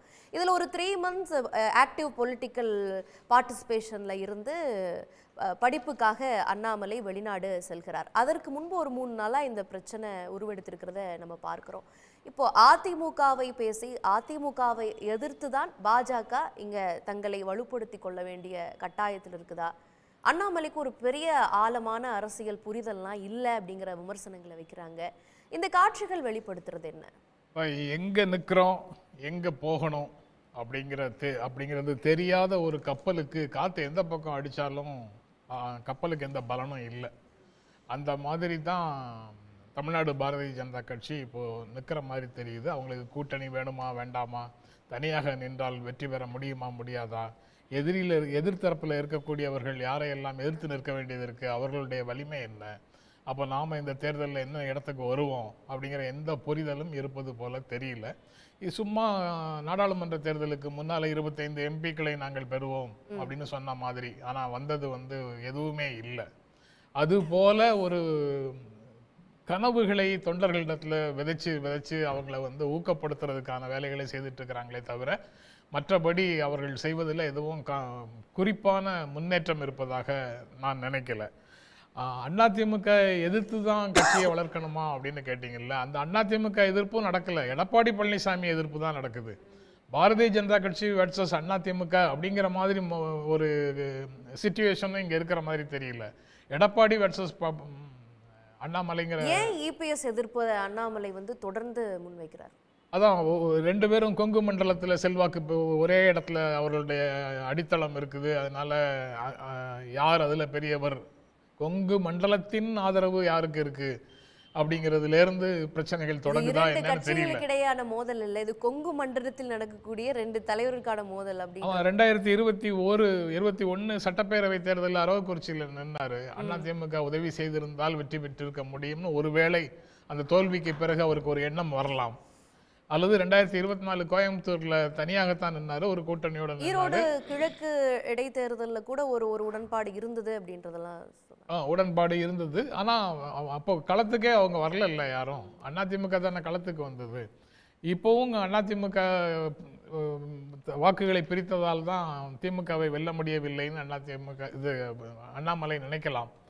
அந்த மாதிரி அவங்களுக்கு ஒரே கிரவுண்டில் இருந்து அந்த பிரச்சனைகள் வர்றதாக ஒன்று பார்க்கலாம். ஆனால் கோர் டீம், எடப்பாடி பழனிசாமியினுடைய கோர் டீமாக இருக்கிற KP முனுசாமி, ஜெயக்குமார் இவங்க பேசுகிறாங்க இந்த பக்கத்தில். அங்கே கருநாகராஜன் போன்றவர்கள் பேசுகிறாங்க. தமிழிசை போன்றவர்களோ பொன்னார் போன்றவர்களோ எடப்பாடி பழனிசாமிக்கோ அதிமுகவுக்கோ எதிராக எதுவும் பேசலை. இங்கே கோவை தங்கமணி, SP வேலுமணி அவர்களெல்லாம் யாரும் இதே மாதிரி பாஜகவுக்கு எதிராக பேசின மாதிரியும் இல்லை. ஆக அந்த 2 தனி மனிதர்களும் அவர்களுக்கு இம்மீடியட்டாக இருக்கக்கூடிய ஆதரவாளர்களுமாகத்தான் இந்த சண்டையை நடத்திட்டு இருக்கிறாங்களே தவிர உண்மையிலேயே அதிமுகவை கோட்பாட்டு ரீதியாக இந்த 3 நாள் பேசினார்ல, அவர் பேசினதில் கொள்கை ரீதியாக அதிமுகவை எங்கேயாவது விமர்சிச்சிருக்கிறாரா? அல்லது அதிமுகலேருந்து பேசுகிறாங்களே அவங்க பாரதிய ஜனதா கட்சியின் இந்தந்த கொள்கைகள் இந்தியாவுக்கு கேடு பயக்கின்றன அல்லது தமிழ்நாட்டு நலனுக்கு விரோதமாக இருக்கின்றன அப்படின்னு அவங்க யாராவது பேசியிருக்கிறாங்களா? அவங்க எல்லாருமே உண்மையிலேயே எதற்காக யாரை எதிர்க்க வேண்டுமோ அதையெல்லாம் நீர்த்து போக செய்யும், அந்த எதிர்ப்புகளை நீர்த்து போக செய்யறாங்கன்னு தான் பார்க்கிறேன். எந்த ஒரு நிதியும் தமிழ்நாட்டுக்கு வரல அப்படிங்கிற விஷயங்கள் எல்லாம் சொல்றாரு. எந்த ஒரு நிதியும் பெற்றுத்தரவில்லை அப்படின்னு சொல்றாரு. கூடவே அடுத்த சென்டென்ஸையும் நீங்க சேர்த்து பார்க்கணும். யார் ஆட்சியில் இருந்தாலும், காங்கிரஸ் இருந்தாலும் பாஜக இருந்தாலும், யார் ஆட்சியில் இருந்தாலும் தமிழ்நாட்டுக்கு நிதியை அவர்கள் தருவதில்லை அப்படின்னு சொல்றாரு. அப்ப இன்று கொடுக்காமல் இருக்கின்ற பாரதிய ஜனதா கட்சியின் மீதான கூர்மையான விமர்சனத்திற்கு பதிலாக அங்க காங்கிரஸையும் உள்ள சேர்த்து பாஜக மீதான விமர்சனத்தின் கூர்மையை மழுங்கடிக்கிற வேலையை தான் அதிமுக செய்து EPS செய்றாரு. ஆக அந்த இடத்துலையும் அவங்க ஒரு மாயையான ஒரு சண்டையை நடத்துவது போல ஒரு தோற்றத்தை உண்டாக்குறாங்க. தமிழ்நாட்டில் மோசமாக பேசுவது புதிதல்லன்னு திரு GK நாகராஜ் சொன்னார். தமிழ்நாட்டினுடைய பழைய அரசியலில் தான் அப்படியே ஸ்ட்ராங்காக ஃபாலோ பண்ணுறவராக அண்ணாமலை வந்திருக்கிறாரா அப்படிங்கிறது ஒரு கேள்வி. அது போக கொள்கை ரீதியாக மாற்று அரசியலை பேச வேண்டியதானே பாரதிய ஜனதா கட்சி. அவங்களும் ஏற்கனவே பேசியதை விட கீழே இறங்கி போய் பேச வேண்டிய தேவை எங்கேருந்து வருது? தனிப்பட்ட முறையில் தாக்குதல் அப்படிங்கிறதையும் தாண்டி ஒரு கொலை பழி அல்லது கொலையில் தொடர்புடையது போன்ற ஒரு தோற்றத்தை உருவாக்கும் விதமாக ஒரு செய்தியை பேச வேண்டிய தேவை ஏன் வருது? கடந்த காலத்தில் ஒரே அணியில் இருந்தவர்கள் மீது இப்போது பிரிந்திருக்கிறோங்கிறதுக்காக எந்த லெவலில் எந்த விதமான விமர்சனத்தை வைக்கணுங்கிறதுக்கு ஒரு வரைமுறை இல்லையா? அது எல்லாத்தையும் கடந்து தானே அவங்க பேசுகிறாங்க. இப்போ கூட கருநாகராஜன் அவர்கள் அவருடைய அறிக்கையில் இன்னும் அதிமுகவில் இருக்கக்கூடிய அந்த தலைவர்களுடைய வழக்குகள்லாம் தோண்டப்படும் அப்படின்னு சொல்லியிருக்கிறாங்க. இதெல்லாம் ஒரு மறைமுக மிரட்டல், ஒரு அழுத்த அரசியல் அப்படி இருக்கா? திராவிட முன்னேற்ற கழகத்தை எதிர்த்து கட்டுப்படுத்துவது, அதிமுகவை உடனிருந்து கட்டுப்படுத்துவதுன்னு ஒரு ஸ்ட்ராட்டஜியை முதல்ல கையில் எடுத்தாங்க பாரதிய ஜனதா கட்சி. ஆனால் அது நடக்கலை. திமுகவையும் அவர்களால் கட்டுப்படுத்த முடியல. அதிமுகவையும் பிளவுபடுத்தி அவர்களுடைய பொம்மைகளை தலைமைக்கு கொண்டு வந்து கட்சியை தன்னுடைய கட்டுப்பாட்டுக்குள்ளே கொண்டு வந்துட முடியும்னு எடுத்த முயற்சிகளும் நடக்கலை. அதுவும் நடக்கலை, இதுவும் நடக்கலை. இப்போ அவங்க திக்கு தெரியாத ஒரு நிலையில் இருக்கிறாங்க. கழகங்கள் இல்லாத தமிழ்நாடுன்னு திரும்ப ஆரம்பத்தில் பேசிய முழக்கங்களை இப்போது திரும்ப எடுத்துகிட்டு வர்றாங்க. ஆனால் திராவிட முன்னேற்ற கழகமும் அதனுடைய கூட்டணி கட்சிகளும் இலக்குகளை தெளிவாக புரிந்து கொண்டு தெளிவாக 2026க்கான பணிகளை தொடர்ந்து செஞ்சிட்டு இருக்கிறாங்க. மிகவும் முன்னணியிலையும் அவங்க இருக்கிறாங்க. ஆனால் இவங்க வந்து அதுக்கு அடுத்த இடத்தை பெறுவதற்கு அதிமுகவோடு போட்டியிடுகிறார்களா அல்லது விஜய், சீமான் போன்றவர்களோடு போட்டியிட போகிறார்களா? அவங்க 4 பேர் வந்து அடுத்த இடத்துக்கான போட்டியில் இருக்கிறாங்க. அவங்க யாரோடு சேர்ந்து நிற்பாங்களா, என்ன செய்ய போகிறார்கள்ங்கிறது தெரியல. அப்படி ஒரு சூழலில் தான் அதிமுகவை ஃபோக்கஸ் பண்ணி இப்போது இந்த ஒரு மாய சண்டையை நடத்திட்டு இருக்கிறாரு அப்படின்னு பார்க்கிறேன். இந்த மாய சண்டை நடைபெறாமல் இருந்திருந்தா ஒரு நேச்சுரல் அலையன்ஸுக்கான வாய்ப்புகளா அமைஞ்சிருக்கும். பாஜகவும் அதிமுகவும் வரக்கூடிய சட்டமன்ற தேர்தலில் ஒன்றிணைந்து போட்டி போடுறதுக்கான வாய்ப்புகள் இருந்திருக்கும். இன்னொரு பக்கம் அதிமுக முகாமிலிருந்து தொடர்ந்து சொல்லப்பட்ட விஷயம் வந்து அண்ணாமலை தலைவர் பொறுப்பிலிருந்து மாற்றப்படுவார் விரைவில் அப்படின்னு சொல்லப்பட்டது. அதுவும் நடக்கலை. அப்படி இருக்கும் பொழுது இந்த கூட்டணி அமைவதற்கான வாய்ப்பே இருக்காது, இந்த சண்டை இப்படியே நீடிச்சிட்டு இருந்துச்சுன்னா அப்படிங்கிறது. அதற்கான வாய்ப்புகள் எல்லாம் 2017 இருந்தது. 2017 கிட்டத்தட்ட திமுகலையும் அந்த 2017-18 ரொம்ப குரூஷியல் பீரியட் தமிழ்நாட்டு அரசியல்னு சொல்லலாம். திமுகவும் தலைவரை இழந்திருந்தது, அதிமுகவும் தலைவரை இழந்திருந்தது. ஆனால் ஒன்றிய அரசாக பாரதிய ஜனதா கட்சி அரசு தான் இருந்தது. அந்த இடத்துல இரண்டு தலைவர்களுக்கும் எல்லா வாய்ப்புகளும் இருந்தன. எடப்பாடி பழனிசாமிக்கும் வாய்ப்பு இருந்தது, மு.க. ஸ்டாலினுக்கும் வாய்ப்பு இருந்தது. மு.க. ஸ்டாலின் தன்னுடைய நிலைப்பாட்டை தெளிவாக வகுத்து கொண்டார். அவர் பாரதிய ஜனதா கட்சியை கோட்பாட்டு அளவில் எதிர்ப்பது, இங்கு அதை ஒத்த கருத்து உள்ள கட்சிகளை அணியாக திரட்டுவது அப்படிங்கிறதுல அவர் வந்து தெளிவாக இருந்தார். ஆனால் அன்று தன்னுடைய ஆட்சியை காப்பாற்றிக் கொள்வதற்காக பாஜகவோட அட்ஜஸ்ட்மெண்ட்னு போன எடப்பாடி பழனிசாமி, ஜெயலலிதாவின் பாதையிலிருந்து பிறழ்ந்து போன எடப்பாடி பழனிசாமி இன்று காலம் தாழ்த்தி அதே நடவடிக்கையை எடுத்துட்டு இப்போ அதை சரி செய்ய முடியாத ஒரு நிலையில் இப்போது இருக்கிறார். இப்போ நாங்கள் தனியாக வந்துட்டோம், உடனே எல்லா கட்சிகளும் வந்து எனக்கு ஆதரவு கொடுக்கணும்னு ஒரு எதிர்பார்ப்பை முன்வைக்கிறாரு. அது நடக்காது. அப்படிங்கிற சூழலில் 2026 அவருக்கு ப்ளீக்காக இருக்குது. அதனால் இந்த ஒரு குழப்பமான நிலையை உருவாக்கியது அண்ணாமலை தான் அப்படிங்கிற தோற்றத்தை பாஜக தலைமைக்கு உருவாக்குவதற்காக உட்கட்சி சண்டையை போல இந்த சண்டையை நடத்தி கொண்டிருக்கிறார்கள். பாஜக தலைமையிடம் யார் நல்ல பேர் வாங்குவதுங்கிறதுக்கான சண்டை மாதிரி இந்த சண்டையை நடத்திட்டு இருக்கிறாங்கன்னு தான் பார்க்க வேண்டியதாக இருக்கு. ஓகே, இது ஒரு மாய சண்டையாக இருக்கு அப்படின்றீங்க. திரு தனியரசு, நீங்க இதை எப்படி பார்க்குறீங்க? ஜெயலலிதா வழியில தான் பாஜக நடந்துட்டு இருக்குதுன்னு பாஜக அதிமுகவின் தலைவர்களையும் கடன் வாங்கிக்கிறது. மற்றொரு பக்கம் எங்களுடைய தலைவரை திரு மோடி அவர்களை வந்து அன்னைக்கு அப்படி சொல்லிட்டாரு, அதனால தான் இபிஎஸ் அவர்களை நான் தொடர்ந்து விமர்சிச்சுட்டு வரேன் அப்படின்னு அண்ணாமலை அவர்கள் சொல்கிறாரு. அவருக்கு பெரிய அனுபவமெல்லாம் இல்லை, அவருக்கு என்ன ஒரு 3 ஆண்டு தானே அரசியல் அனுபவம் அப்படின்னு அவரையும் கடுமையாக அதிமுக விமர்சிக்குது. இது எப்போதும் நடக்கக்கூடிய ஒரு மாய சண்டையா இல்லை ஒரு சீரியஸான ஒரு அரசியல் சண்டையாக பார்க்கணுமா? உங்களுடைய பார்வை என்ன? அபிநயா, வணக்கம்மா. அதாவது இப்போ மலைக்கும் மடுவுக்குமான ஒரு தகுதி நிலை பாஜக அதிமுக, அதாவது அதனுடைய அண்ணாமலை எடப்பாடி சீனியாரிட்டி அல்லது அண்ணா திராவிட முன்னேற்ற கழகம் தமிழ்நாட்டினுடைய அதனுடைய இயக்கம் மக்கள் ஆதரவு 50 ஆண்டுகளுக்கு மேலாக அது மக்களுக்காக தொண்டு செய்த ஒரு மாபெரும் கட்சி. அதற்கு பொதுச் செயலாளர் எடப்பாடி. 30 ஆண்டுகளுக்கு மேலே ஆட்சி அதிகாரத்தில் இருந்த ஒரு கட்சி. பாஜக இங்கே ஆட்சியில் ஒருபோதும் இல்லை. ஆனால் இப்போ எப்படி கொண்டு வந்து நம்ம இன்றைக்கி நிறுத்தியிருக்கிறாங்க? இப்போ இந்த சமீப காலமாக புரட்சித் தலைவர் அம்மாவினுடைய மறைவுக்கு பிறகு பாரதிய ஜனதா கட்சியும் அண்ணா திராவிட முன்னேற்ற கழகம் நம்முடைய மூத்த பத்திரிகையாளர் அண்ணன் ஜென்ராம் சொன்னதைப் போல கிட்டத்தட்ட அது ஒரு உட்கட்சியை போல நான் நீண்ட காலம் அதை தொடர்ந்து பதிவு செய்தேன். அதிமுக வேறு, பாரதிய ஜனதா கட்சி வேறு அல்ல. அது சித்தாந்த ரீதியாக அவர்களுக்குள் இருந்த அந்த வேறுபாடு கூட எடப்பாடியின் காலத்தில் அது நெருக்கமாக அந்த வேறுபாட்டை களைந்து நெருங்கி அவர்கள் சித்தாந்த உறவு, கோட்பாட்டு உறவு, கொள்கை உறவோடு அவர்கள் கிட்டத்தட்ட 2017 இந்த சட்டமன்ற தேர்தல் முடிவுற்று காலம் வரை அது கிட்டத்தட்ட ஒரு 6-7 ஆண்டு காலம் இணைந்து அவர்கள் நெருக்கமாக பணியாற்றினார்கள். அதாவது அண்ணா திராவிட முன்னேற்றக் கழகத்தை முழுமையாக டெல்லி பாஜகவை இயக்கியது. இப்பொழுது கூட டெல்லி தலைமையிடம் அண்ணாமலையும் எடப்பாடியும் யார் நற்பெயரை பெறுவது என்பதற்கான போட்டி நடைபெறுகிறது என்று நான் சொல்லவில்லை. நான் கூட ஒரு அரசியல் காழ்ப்புணர்ச்சியில் சொல்லலாம். ஆனால் எங்கள் மூத்த பத்திரிகையாளர் ஜென்ராமன் சொல்கிறாங்க. அது மட்டுமல்ல, அந்த இப்போ நடக்கிற அண்ணாமலைக்கும் எடப்பாடிக்கும் நடக்கிற இந்த வார்த்தை போர்கள்ல அது கூட ஒரு மாய, நான் இந்த போர் கூட ஒரு மாயை, அதாவது ஒரு போலியானது அப்படிங்கிறத தான் எல்லாரும் எதிர்பார்க்குறாங்க. ஏன்னா நீங்கள் பாஜக நேற்று கூட அண்ணாமலை சொல்கிறாரு, நான் திராவிட முன்னேற்ற கழகம், அண்ணா திராவிட முன்னேற்ற கழகம் என்கின்ற இரு பெரும் திராவிட இயக்கத்தை அதனுடைய கருத்தை சிதைத்து உடைத்து அழித்து ஒழித்து பாஜகவை நான் ஆட்சி அதிகாரத்துக்கு கொண்டு வர வேண்டும் என்று தான் நேற்று தலைநகர் சென்னையில் ராயப்பேட்டையில் ஒய்எம்சியில் பொதுக்கூட்டத்தில் அண்ணாமலை பேசுகிறாரு.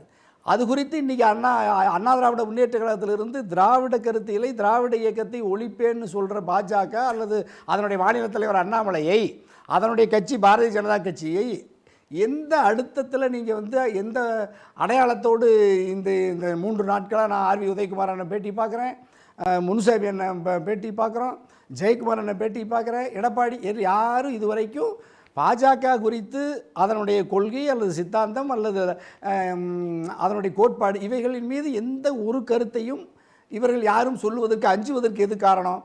ஆகவே இது ஒரு போலியான மோதல். இவர்களுக்குள் சித்தாந்த கருத்து முரணோ எதுவும் கிடையாது. ஆகவே அண்ணாமலையும் எடப்பாடியும் தனிப்பட்ட மனிதர்களுக்குள் மோதிக்கொள்வதைப் போல மோதிக்கொள்கிறார் அல்லாமல் பாரதிய ஜனதா கட்சிக்கும் அண்ணா திராவிட முன்னேற்ற கழகத்திற்குமான சித்தாந்த போர், ஒரு கோட்பாட்டு போர். அல்லது உண்மையா நினைக்கிறீங்களா இல்ல அதுவும் மாயம்னு சொல்றீங்களா? மாயை தோற்றமா? மாயை தான் அது. ஏன்னா நீங்கள் அவங்க இப்போ பாரதிய ஜனதா கட்சியில் இருக்கிற ஒரு 70 விழுக்காடு தலைவர்கள் அண்ணா திராவிட முன்னேற்ற கழகத்தை எடப்பாடி சரி செய்யப்பட்டு விட்டால் மீண்டும் 2026 சட்டமன்றத்தில் தேர்தல் உடன்பாடு வரலாம்னு கருதுகிறாங்க, அப்படி வரணும்னு விரும்புகிறாங்க. அதே மாதிரி இந்த மேற்கு மண்டலத்தில் இருக்கிற அல்லது பெரும்பான்மையான முக்கிய தலைவர்கள் இப்போ வேலுமணி அல்லது தங்கமணி மாதிரி இருக்கிற எடப்பாடிக்கு வலதும் இடதுமாக இருக்கிற அவங்கள என்ன நினைக்கிறாங்கன்னா, பாஜக அதிமுக உறவு இருந்தால் நம்ம திமுகவை வீழ்த்துவது இலகுவாக இருந்திருக்கும். அது 2024 நாடாளுமன்ற பொதுத் தேர்தலிலேயே அதற்கான சாத்தியக்கூறு இருந்திருக்க வேண்டும்.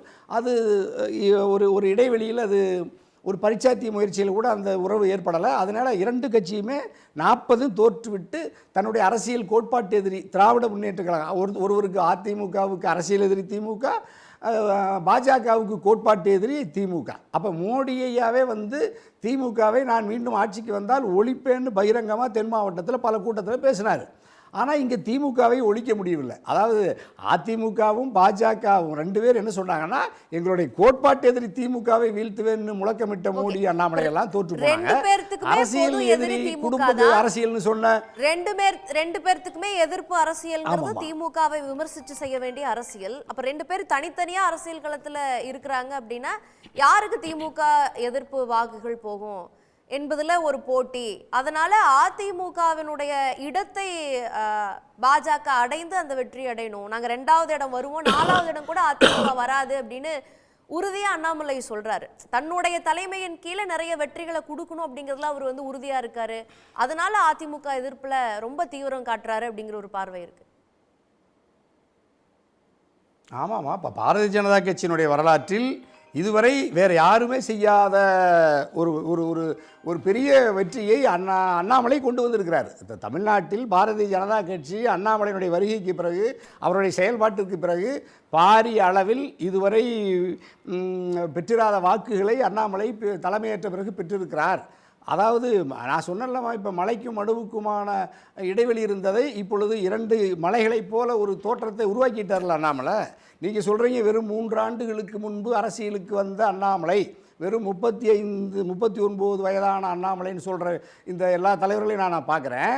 அந்த அண்ணாமலை தான் அண்ணா திராவிட முன்னேற்ற கழகத்தை இரட்டை இலை சின்னத்தை உங்களுடைய கொங்கு மண்டலத்தில், உங்களுடைய கோட்டையில், கோவை மாவட்டத்தில், கோவை நாடாளுமன்ற தொகுதியில் 3வது இடத்துக்கு ரெட்டலையை தள்ளிவிட்டு அந்த 3 வயது குழந்தை அண்ணாமலை தாமரை சின்னம் 4 லட்சத்துக்கு மேற்பட்ட வாக்குகளை பெற்று மலையைப் போல வளர்ந்து உங்களுடைய மலையை சிதைத்து உங்களை மடுவாக்கி வைத்திருக்கிறது அண்ணாமலை. எப்படி நீங்க அண்ணாமலை ராமநாதபுரத்தில் சொல்றீங்க? புரிஞ்சுக்க முடிகிறது. திரு குமார், நான் உங்ககிட்ட வரேன். இல்ல அதிமுக அதிமுகவை சிதைத்து தான் அந்த இடத்துக்கு பாஜக வர முயற்சிக்கிறது. அதை அண்ணாமலை திட்டமிட்டு செய்கிறார். அதற்கு அதிமுக இரையாகிறது. இன்னும் வீரியமா அண்ணா திராவிட முன்னேற்ற கழகம், எடப்பாடி தலைமையிலான பொதுச் செயலாளர் எடப்பாடி தலைமையிலான அதிமுக பாஜகவை சித்தாந்த அளவில் கடுமையாக எதிர்த்து திமுகவையும் பாஜகவை எதிர்த்தா அதிமுக வலிமை பெறும். ஆனால் இப்பொழுதும் அவர்கள் பாஜகவை சித்தாந்த ரீதியாக, கொள்கை ரீதியாக, தேசிய அளவில், பிராந்திய அளவில் எதிர்ப்பதற்கு தகுதியற்ற நிலையில தான், கையெழுத்த நிலையில தான் இருக்கிறார். ஓகே, திரு ஜி.கே. நாகராஜ் வேற ஒரு நிகழ்ச்சிக்கு போகணும். அவர்கிட்ட போயிட்டு திரு குமார் உங்ககிட்ட நான் வரேன். திரு ஜி.கே. நாகராஜ், இந்த சண்டெல்லாம் வந்து ஒரு மாய தோற்றம்.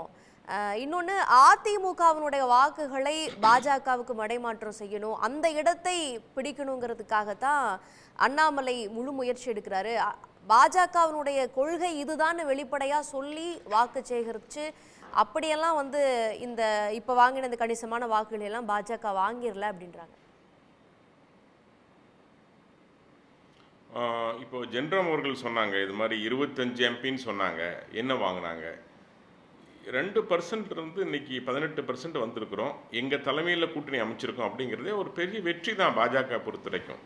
நீங்கள் ஒரு காலத்தில் நோட்டாவை தாண்டலை, கையில் கால் இல்லைன்னு சொன்னீங்க. இன்னைக்கு இவ்வளவு பெரிய வாக்குங்கிறது எங்களோட தலைவருடைய வெற்றி. தனியரசு ரொம்ப அழகாக சொன்னாங்க. அதே மாதிரி அப்துல் கலாம் அவர்கள் சொன்னாங்க, கனவு காணுங்கள் அப்படின்னாங்க. கனவு மெய்ப்பட வேண்டும் சொன்னார் பாரதியார். மனம், மொழி, செயல், நம்முடைய மனத்தில் இருக்கிறத வெளிப்படையாக பேசுவோம், செயலாக மாறும். அதனால் நம்பிக்கை தான் வாழ்க்கை. அதனால் அந்த நம்பிக்கைங்கிற அந்த இதை நாங்கள் தெளிவாக பாஜக தமிழ்நாட்டில் ஆட்சி அமைக்க வேண்டுங்கிறது தெளிவாக வந்து சித்தாந்த ரீதியாக பிரதமர் மோடி அவர்கள் வரலாம், பாஜகவினுடைய மூத்த தலைவர்கள் வரலாம், அப்படி அவர்களை மையமாக வச்சு கனவு காணலாம். இங்கே விமர்சிச்சுட்டு ஜெயலலிதா அவர்கள் வழியில் நடக்குது, அப்புறம் அண்ணாவை விமர்சிக்க வேண்டியது, எம்ஜிஆர் விமர்சிக்க வேண்டியது, திருப்பி அவர்கள் படங்களை பயன்படுத்த வேண்டியது, இதெல்லாம் என்ன கனவு? இவர்களை விமர்சிச்சுட்டு அவர்களை பயன்படுத்தி கோட்டையை பிடிக்கணும்னு நினைக்கிறது என்ன கனவு? குற்றச்சாட்டு குறை யாராக இருந்தாலும் சுட்டிக்காட்டுவது தானே அரசியல், நாகரிக அரசியல். அதுக்கு பேர் தான் நாகரிக அரசியல். தரந்தாழ்ந்த அரசியல் பேசுவது வேறு, குற்றம் குறைகளை சுட்டிக்காட்டு என்பது வேறு. அதுதான் ஜனநாயகம். நீங்க ஒரு தலைவரை புகழ்ந்தால் புகழ்ந்துட்டே இருக்கணுமா? தலைவர் சில செய்த தவறுகளையும் சுட்டிக்காட்ட வேண்டும். அதைத்தான் அண்ணாமலை அவர்கள் செய்கிறாங்க. அதற்காக தலைவர் வந்து மோசம்னு சொல்லலை. இப்போ கருணாநிதி அவர்கள் நினைவிடத்தில் சென்று அவர்களுக்கு அஞ்சலி செலுத்தினாங்க. கட்சி ரீதியாக பல சித்தாந்தங்கள், பல வித்தியாசங்கள் இருந்தாலும் கூட ஒரு தலைவருக்குரிய மரியாதை தர வேண்டியது ஒரு தலைவரோட செயல். இன்னைக்கு பல விமர்சனங்கள் வந்தாலும் கூட தலைவர் அதையும் தாண்டி மாநில தலைவர் சொல்றாங்க, இல்ல ஒரு தலைவருக்கு சென்று மரியாதை செய்ய வேண்டியது நம்முடைய கடமை. அதை திறம்பட சரியாக அரசியல் ரீதியா ஒரு ஜனநாயக அடிப்படையில தலைவர்களை பாராட்டுற இடத்துல பாராட்டணும், அவர்கள் மீது விமர்சனம் இருந்தா விமர்சனம் வைக்கணும். பாஜக வந்து திரு அண்ணாமலை அவர்களுடைய தலைமையில் அந்த குறைந்த ஆண்டு காலத்தில் கணிசமான வாக்குகளை நான் வாங்கியிருக்கிறோம், இந்த எலெக்ஷனில் நல்லா பெர்ஃபார்ம் பண்ணிக்கிறோம்லாம் பெருமையாக சொல்கிறீங்கல்ல, அந்த தேர்தல்களில் பாஜகவை சார்ந்த தலைவர்களை முன்வைத்து களத்தை சந்தித்தீர்களா, இல்லை தமிழ்நாட்டு அரசியல் களத்தில் இருக்கக்கூடிய தலைவர்களை பயன்படுத்தாமல் தேர்தலை பாஜக சந்திச்சு அந்த வாக்குகளை வாங்குச்சா? பாஜகவினுடைய தலைவர்களாக இருக்கக்கூடியவங்களெல்லாம் இங்கே இருக்க மக்களுக்கு அறிமுகம் செஞ்சு வாக்கு சேகரிச்சுட்டா என்ன பாஜக? இங்க இருக்கக்கூடிய எம்ஜிஆர், ஜெயலலிதா அவர்களுடைய படங்கள் தானே உங்க தேர்தல் பிரச்சாரங்களை பயன்படுத்தப்பட்டுச்சு. அதிமுகவின் இடத்துல பாஜக வளர நினைக்குதுங்கிற விமர்சனம் இப்படிதான் நேச்சுரலா எழுது. இல்ல சரிதான். வந்துச்சுன்னா எந்த கட்சி கூட்டணிக்கு தலைமை ஏற்கிறதோ, எந்த தலைவர்கள் இருக்கிறார்களோ அவர்களை முன்னிலைப்படுத்த வேண்டிய அவசியம். எதை கொடுத்தால், எதை சொன்னால், எதை செய்தால் ஓட்டுக்கள் விழுமோ அதை செய்ய வேண்டியதுதான் அரசியல். அதை தேர்தல் சமயத்தில் சரியா செய்யணும். அதுதான் ஜனநாயக கடமை. அதை செஞ்சிருக்கோம். அதே சமயம் சந்தர்ப்பவாதம் இல்லை. அதே சமயம் அமைச்சர்கள் பல திட்டங்களை எதிர்த்த திட்டங்களை, குறிப்பா தமிழ்நாடு அதிமுக திட்டங்களை கூட 8 வழிச்சாலை உட்பட கொண்டு வருவோன்னு பேசினாங்க. நாட்டின் வளர்ச்சிக்கு ஒருபோதும் அவர்கள் வந்து கொள்கையில் மாறினதில்லை. நாங்கள் தேர்தலில் சொன்ன பல வாக்குறுதிகளையும் நிறைவேற்றி இருக்கிறோம். ஆர்டிகல் 370 பல விஷயங்களை தொடர்ந்து வலியுறுத்திட்டு இருக்கோம். அதனால் கொள்கை மாற்றம் என்பது தாஜா அரசியல் என்பது எலெக்ஷனில் அது மாதிரி வாக்குக்காக பண்ணுறதில்லை. ஆனால் ஒரு தலைவரை புகழ்வது, தலைவரை பயன்படுத்திக் கொள்வது, தலைவர்கள் செய்த தவறை சுட்டி காட்டுவது, அதையும் சரியாக செய்கிறோம். ஆனால் தனியார் சொன்னாங்க இங்க அண்ணாமலை அவர்கள் கட்சிகளை அதிமுக அழித்து ஒழித்து கூவத்தூர் காட்சிகளை எல்லாம் விமர்சனம் வச்சு அண்ணாமலை சொல்றாரு. அண்ணாமலை அரசியல் களத்துக்குள்ள வந்தபோது அதிமுகவோட கூட்டணியில இருந்த சமயத்திற்கு முன்பு நடந்த காட்சிகள் அது. இவர் ஒரு IPS அதிகாரியாக இருந்தவர், அரசியல்வாதிகளினுடைய ஆழம் சென்று பார்த்தவர். அப்போ அவருக்கு அதெல்லாம் தெரியாதா? அப்போ வந்து இது ஒரு பொற்கால ஆட்சி, ஒரே மேடையில் அமர்ந்து EPS அவர்களை பாராட்டுவீங்க. இன்னைக்கு வந்து இவங்க பிட்டிங் பண்ணி பதவியை வாங்கினாங்க அப்படின்னு சொன்னா எந்த மக்கள் ஏத்துப்பாங்க? உங்களை எப்படி நம்புவாங்க? ரெண்டு விஷயங்க வினயா. ஒன்று வந்து வார்த்தை போர். ஒரு தனிப்பட்ட விமர்சனம் செய்கின்ற பொழுது திரும்ப அந்த விமர்சனத்துக்கு பதிலை சொல்ல வேண்டியது நான் கடமை ஏற்கனவே சொன்னேன். ஒன்று. ரெண்டாவது, தொடர்ந்து எங்கள் தலைவர் சொல்ற விஷயம், இந்த ரெண்டு கட்சிகளும் தமிழ்நாட்டுக்கு எதுவும் செய்யலை. கடந்த 75 ஆண்டு காலமாக அவருக்கு எதையும் செய்யலை. தொடர்ச்சியாக தமிழக மக்களை ஏமாற்றி விட்டார்கள். அந்த இடத்தை பாஜக நிரப்புங்கிறாரு. அப்ப இந்த ரெண்டு கட்சிக்கு மாற்று பாஜகங்கிறப்போ அரசியல் வியூகத்தின்படியே உள்ளே இறங்கி உண்மையை சொல்ல வேண்டிய கடமைதானே. அந்த கருத்து எதுக்கு சொல்றீங்க? ரெண்டு கட்சிகளே எதுவும் செய்யல, அவர்களுக்கு ஜெயலலிதா அவர்கள் வந்து செய்த தவறையும் பாஜக நடக்கும் சொன்னா இல்ல ஜெயலலிதா அவர்கள் செய்த தவறையும் இல்ல அந்த அந்த தவறையும் சுட்டி காட்டியிருக்காரு எங்க தலைவர். கலைஞர் அவர்கள் செய்த தவறையும் சுட்டி காமிச்சிருக்காங்க. ஸ்டாலின் அவர்கள் செய்த தவறையும் சுட்டி காமிக்கிறாங்க. அதனால அது வந்து அரசியல் விமர்சனம். அது அதற்கு பேரு நீங்க வந்து தனிப்பட்ட தகவல் நினைக்க கூடாது. அதே சமயம் கட்சியை வளர்த்துவதற்கு இன்றைய நிலையில் என்ன தேவையோ அதை கையில் எடுத்திருக்காரு அண்ணாமலை அவர்கள். அதனால நீங்க ரெண்டையும் குழப்பிக்க வேண்டாம். நீங்க தேர்தல் கூட்டணி என்பது வேறு, அதே சமயம் ஒரு கட்சியை வளர்த்துவதற்கு எடுக்கின்ற முடிவு என்பது வேறு. நாளைக்கு இந்த கட்சி முடிவெடுக்கலாம். கட்சியுடைய பலத்துக்கான முயற்சியை அண்ணாமலை எடுக்கிறார்கள். நாளைக்கு கட்சி பலம் பெற வேண்டும் என்பது ஆசை. அப்ப நாளைக்கு எங்களுடைய கட்சியில கூட்டணி வந்து பொழுது, நாங்கள் கூட்டணி அமைக்கின்ற பொழுது பலமாக வரக்கூடிய வாய்ப்பு இருக்கிறது. அந்த நம்பிக்கையோடு தான் நாங்க முன்னோக்கி செல்றோம். அதனாலதான் கலகமில்லா தமிழகம் அப்படின்னு பொன்னார் சொன்னாரு. கலகமில்லா தமிழகம் என்று தமிழிசை சொன்னார்கள். இல்ல மத்திய அரசு அதிமுக அரசுக்கு வழங்கி இருக்கிறது. அப்படா ஊழல் அரசுக்கு மத்திய அரசு வழங்குச்சா? ஊழல் அங்கீகாரம் பண்ணிச்சா? அப்ப நீங்க சொல்ற குற்றச்சாட்டு தவறுங்கிறத தயவு செஞ்சு புரிஞ்சுக்கங்க. ஓகே, திரு குமார், உங்களுடைய கருத்து என்ன? இந்த மோதலை நீங்க எப்படி பாக்குறீங்க? என்னை பொறுத்தவரை அரசியலில் எல்லா காலத்திலையுமே விமர்சனங்கள் இருந்திருக்கின்றன. ஆனால் அந்த விமர்சனம் வைப்பவர்களும் அந்த விமர்சனத்தால் பாதிக்கப்பட்டவர்களும் அறிவுபூர்வமாக அதை எதிர்கொள்வார்கள். திரு அண்ணா அவர்கள் முதலமைச்சராக இருந்த பொழுது அண்ணாவையும் நடிகை பானுமதியையும் தொடர்புபடுத்தி ஒரு விமர்சனத்தை வந்தது. அதற்கு அண்ணா ஒரு பொருத்தமான பதில் சொன்னார். அதாவது, நான் முற்றும் துறந்த முனிவனும் அல்ல, அவர்கள் படிதாண்டா பத்தினியும் அல்ல என்று சொன்னார். அதுபோல் கலைஞருக்கும் சொல்ல முடியும். அதுபோல் நெடுஞ்செழியன் அவர்கள் நிறைய உதாரணங்கள், தாக்குதல், மேடை பேச்சில் பேசும்போது நிறைய விஷயங்களை ரொம்ப நாசுக்காக சொல்லுவாங்க. ஆனால் இவங்க ரெண்டு பேருக்குமே அது இல்லைங்கிறது என்னுடைய கருத்து. தனிப்பட்ட விமர்சனங்கள்ங்கிறது ஓரளவுக்கு தவிர்க்க வேண்டும் என்பது என்னுடைய அபிப்பிராயம். ரெண்டாவது, டிவிக்களில் மீடியாக்களில் மைக்கு கொடுத்த உடனே பேசுகிறதுங்கிறது பப்ளிக்கிட்ட பேசுகிறதாக நினைக்கணும். பப்ளிக் முன்னால் பேசிக்கிட்டு இருக்கோம், பப்ளிக் நம்மளை என்ன பப்ளிக் ஒப்பீனியன் நம்ம மேலே எப்படி வருங்கிற ஒரு எண்ணம் எந்த தலைவருக்காக இருந்தாலும் வரணும். நாகரிக குறைவாக பேசுகிறது, இதெல்லாம் அவாய்ட் பண்ணுறது நல்லது என்பது என்னுடைய கருத்து. ரெண்டாவது, இந்த பிரச்சனை ஏன் இப்படி வந்தது அப்படிங்கிறத நம்ம பார்க்கணும். கடந்த வாரம் மத்திய அமைச்சர் இருந்து கலைஞருடைய நாணய வெளியீட்டு விழா நடந்தது. அந்த விழாவில் இருந்து திரு எடப்பாடி பழனிசாமி அவர்களுக்கு கொஞ்சம் டென்ஷன் ஆகிருக்கணும். அது என்னடா இப்படி ஆகிப்போச்சே அப்படின்னு சொல்லிட்டு, அதனால தான் அவங்களுடைய மற்ற செல்லூர் ராஜா இருக்கட்டும் மற்றவங்கெல்லாம் அதை வந்து வேறு ஒரு மாதிரி டிப்ளமேட்டிக்காக பேட்டி கொடுத்தார்கள். அதனுடைய தாக்கம்தான் அண்ணாமலையை பற்றி எடப்பாடி அவர்கள் பேசினதும் அதற்கு எதிர்வினை ஆற்றியதும் தான் இதில் பிரச்சனை.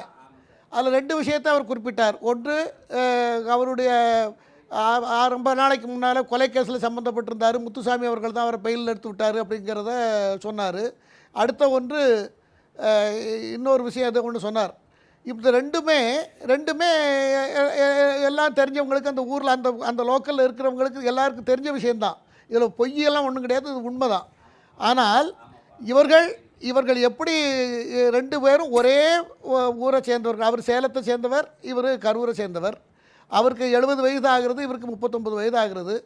அவராவது சின்ன ஒரு சிறு வயது இளைஞர் ஒருத்தர் பேசிவிட்டார் என்று அவர் இருக்கலாம், இல்லை இவராவது ஒரு பெரியவர் பேசிட்டார்னு இருக்கலாம். ரெண்டும் இல்லாமல் 2 பேரும் பேசிகிட்டு இருக்காங்க. ஆனால் அதை தவிர்த்து விட்டு அரசியலில் 1000 காரணங்கள் இருக்கிறது. கொள்கைகளை பற்றி பேசலாம், அதே சமயத்தில் தவறுகளை பற்றி பேசலாம், அரசியல் ரீதியாக எடுத்த தவறான முடிவுகளை பற்றி பேசலாம். அதிமுக என்கிற கட்சி ஜெயலலிதா இறந்ததுக்கு பிறகு அத்தனை தேர்தலையும் தோற்றதை பற்றி பேசலாம். அந்த கட்சி இந்த நிமிஷம் வரைக்கும் அந்த கட்சி அடுத்தால திரும்ப ஆட்சியை பிடிக்குங்கிற நோக்கத்தை நோக்கி அது மூவ் ஆகலைங்கிறத பேசலாம். அதே போல் பாஜகவிலையும் பேசலாம்.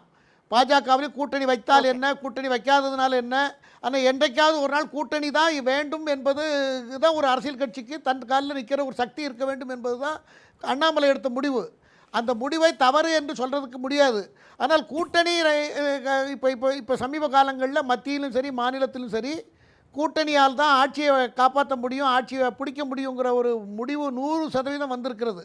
இப்போ மத்தியில் கூட இப்போ 28 கட்சிகள் பாஜகவை எதிர்த்து போட்டியிடலை என்றால் பாஜக வந்து விவாதமா சண்டையா இருந்துக்கலாம்னு சொல்றீங்க.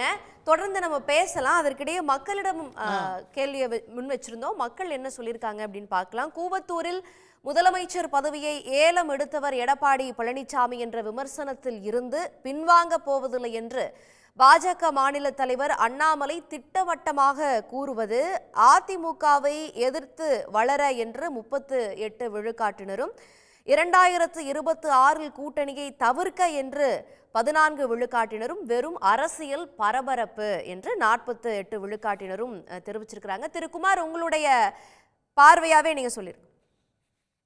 ஓகே, திரு பொங்கலூர் மணிகண்டன், நீங்க இதை எப்படி பாக்குறீங்க? இது வந்து வெறும் அரசியல் பரபரப்பு தான் அப்படின்னு சொல்லிட்டு பெரும்பான்மையான மக்கள் சொல்லியிருக்கிறாங்க. இன்னும் ஆரோக்கியமான அரசியல 2 கட்சிகளும் விவாதிச்சிருக்கலாம் அப்படின்னு குமார் கூட கருத்துக்களை சொல்லியிருக்கிறாரு. இல்லை, வார்த்தைகளில் மிக மிக கவனம் தேவைங்க. கருத்தியலை வந்து முதல்ல முடிய அது வந்து வேறு மாதிரி தனிப்பட்ட முறையில் தாக்கல்ங்கிறது தவறு. ஆனால் திரு அண்ணாமலை அவர்களை பற்றி நம்ம அதிகமாக பேசிக்கொண்டு அவர்களை பெரிது பண்ணி ஆக்குறாங்கிறது உண்மை. இப்போ நீங்கள் வந்து 18% ஓட்டு வாங்கிட்டோம் நகராட்சி சைட் போனார். ஏற்கனவே 2014 18% ஓட்டு வாங்கினாங்க எல்லா கூட்டணி சேர்ந்து. அதாவது இதெல்லாம் வந்து ஒரு அரசியல் கணக்காக இல்லைங்க. அப்போ அதிமுக சித்தாந்த ரீதியாக மோதலைங்கிறாங்க. அதிமுக பாஜகவை ஒருபோதும் ஏற்காது. நீங்கள் மோதலே பண்ணலைங்கிறதெல்லாம் எல்லோரும் பேசி ஒரு நம்பகத்தன்மையை வந்து கெடுக்க முயற்சி, நம்பகம் இல்லாமல் ஒரு முயற்சி உருவாக்குறாங்க. நீங்கள் திமுக பாஜக தான் சித்தாந்தமாக மோதுது, அதிமுக வந்து நாடகம் போடுது, அது மாயத்தோட்டம்லாம் பேசுகிறாங்க. மிகப்பெரிய தவறுங்க. நான் உறுதியாக சொல்கிறேன், அதிமுக எடப்பாடியார் போச்சு ஏற்கின்ற வரை பாஜகவோடு நிச்சயமாக கூட்டு சேர மாட்டார். அவர் பாஜகவை ஏற்க மனநிலையே இல்லை. இப்போ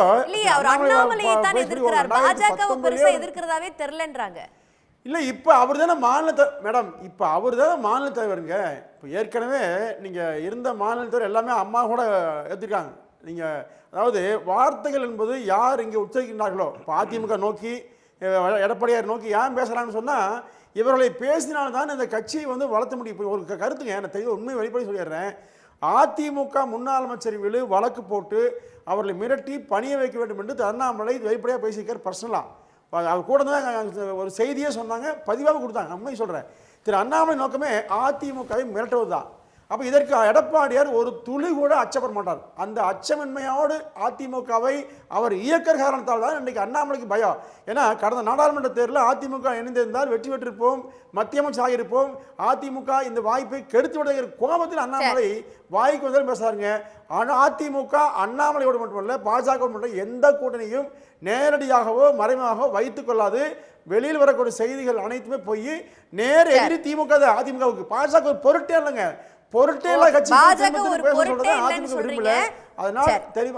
இறுதி கருத்தா எடுத்துக்கிறேன்.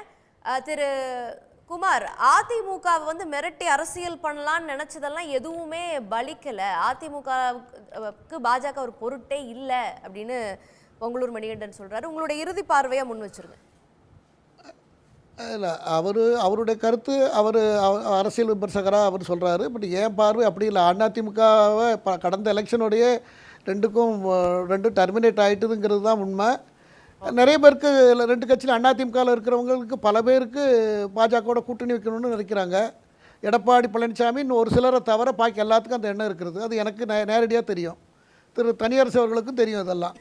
அதே போல் பாஜகவிலையும் நிறைய பேர் என்ன நினைக்கிறாங்க, அதிமுகவோட கூட்டணி வச்சுக்கலாம், வச்சுருந்தா இப்போ ஆனால் பொதுவான ஒரு உண்மை என்னென்னா, பாஜக கட்சியை வளர்க்கணுங்கிறது, தனிக்காலில் நிற்கணுங்கிறதெல்லாம் நானே நிறைய வாட்டி பேசியிருக்கேன் 2 ஆண்டுகளுக்கு முன்னால். ஆனால் இன்றைக்கி இருக்க கலாச்சாரம் என்னென்னா, அரசியல் கூட்டணி இல்லாமல் எந்த கட்சியும் ஆட்சியை பிடிக்க முடியாத ஒரு நிலை ஏற்பட்டிருக்கிறது. அந்த அடிப்படையில் பார்த்தால் கூட்டணி ஒழுங்காக இருந்திருந்தா, அதிமுக கட்சி உடையாமல் இருந்திருந்தா, இந்த சமயத்தில் இந்த தமிழ்நாட்டில் திமுக ஆட்சி தான் இருந்திருக்கும். அதிமுக ஆட்சி தான் இருந்திருக்கும்.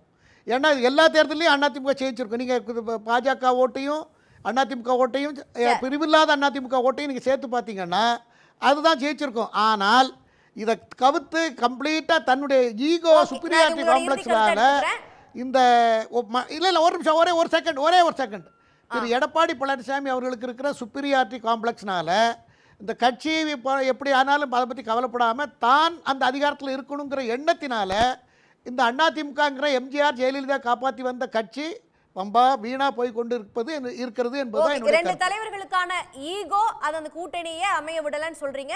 திரு தனியரசு, உங்களுடைய இறுதி பார்வை சுருக்குமா? ஆமாம், இல்லை அதில் மூத்த அரசியல் விமர்சகர் குமாரையா சொன்னது தான் சரியானது.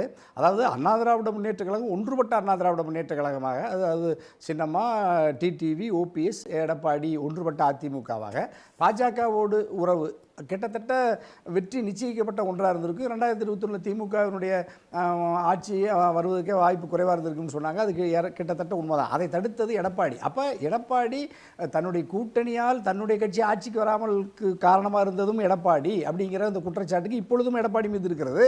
இப்பொழுதும் அவர் பிரிந்து சென்றவர்களை இப்போ ஓபிஎஸ் டிடிவியோ சின்னமாவை இன்னும் அவர் ஏற்று ஒன்றுபட்ட அதிமுகவை வலிமைப்படுத்துகிற எண்ணமும் எடப்பாடியிடம் இல்லாமல் இருக்கிறது. தன்னுடைய இப்போ இருக்கிற கட்சிக்குள்ளும் அவர்களுக்கு ஒரு பெரிய செல்வாக்கு இல்லை. வாக்காளர்களை வசீகரிக்கிற, தொண்டர்களை வசீகரிக்கிற வாய்ப்பையும் இழந்து வருகிற எடப்பாடி இப்போ கடுமையாக அண்ணாமலையோடு மிக கடுமையான ஒரு வார்த்தை போரை நடத்துறதுங்கிறது இன்னும் கொஞ்சம் தாழ்வுதாமா. அது இதை ஒழுங்குபடுத்தி நேர் செய்ய வேண்டியது தான் 2026 2 பாஜகவுக்கும் அதிமுகவுக்கும். திரு ஜென்ராம், உங்களுடைய இறுதி பார்வை சுருக்குமா? அதிமுகவும் பாரதிய ஜனதா கட்சியும் கூட்டணியில் இருந்திருந்தால் தேர்தலில் வெற்றி பெற்றிருப்போம் 2024 தமிழ்நாட்டில் அப்படின்னு சொல்றது ஏற்க முடியாதது. இங்க இருமுனை போட்டியாக இருந்தால் வெற்றி பெற இயலாது அப்படிங்கிறதுனால தான் அவங்க மும்முனை போட்டிக்கே போனாங்க. அதனால இருமுனை போட்டியாக இருந்தால் திமுக கூட்டணி இன்னும் அதிகமான வாக்குகள் வித்தியாசத்தில் வெற்றி பெற்றிருக்கும் அப்படிங்கிறது தான் உண்மையான நிலை, தமிழ்நாட்டின் அரசியலுடைய நிலை. அதுக்கப்புறம் அண்ணாமலையை எதிர்க்கிற அளவுக்கு பாரதிய ஜனதா கட்சியை எதிர்க்கவில்லை அதிமுக அப்படிங்கிறது ரொம்ப முக்கியமான செய்தி. அதை எளிதாக கடந்து போக முடியாது. தமிழ்நாட்டை பாதிக்கக்கூடிய, எளிய மக்களை பாதிக்கக்கூடிய ஒன்றிய அரசின் திட்டங்களுக்கு எதிரான கூர்மையான விமர்சனங்களை அதிமுக வைக்கல. 1-2 விஷயங்களை பற்றி இப்போதான் பேச தொடங்கி இருக்கிறாங்க. ஆனால் அது எல்லாமே எப்படி இருக்குதுன்னா, பூனை தன்னுடைய குட்டியை கவ்விட்டு போகிற மாதிரி இருக்குது. பூனை எலியை பிடிக்கிற மாதிரியான வேகத்தோடு அந்த விமர்சனங்கள் வர்றதாக தெரியல. அது எல்லாம் வர்ற வரைக்கும் அண்ணாமலைக்கு எதிராக எடப்பாடி பழனிசாமியோ KP முனுசாமியோ பேசுகின்ற அனைத்து விஷயங்களும் பெயரளவில் நடக்கக்கூடிய ஒரு சண்டையாகத்தான் பார்க்க முடியுமே தவிர பாஜகவை உறுதியாக எதிர்க்கின்ற ஒரு நடவடிக்கையாக ஏற்றுக்கொள்ள முடியாது. ஓகே, இது 2 தலைவர்களுக்கும் இடையான ஒரு சண்டை தான், 2 கட்சிக்கும் இடையான சண்டையா பார்க்க முடியாதுன்னு சொல்றீங்க. பங்கு கொண்ட விருந்தினர்களுக்கும் பார்த்த நேயர்களுக்கும் நன்றி. கேள்விக்களம் நிறைவுக்கு வருகிறது. நன்றி, வணக்கம்.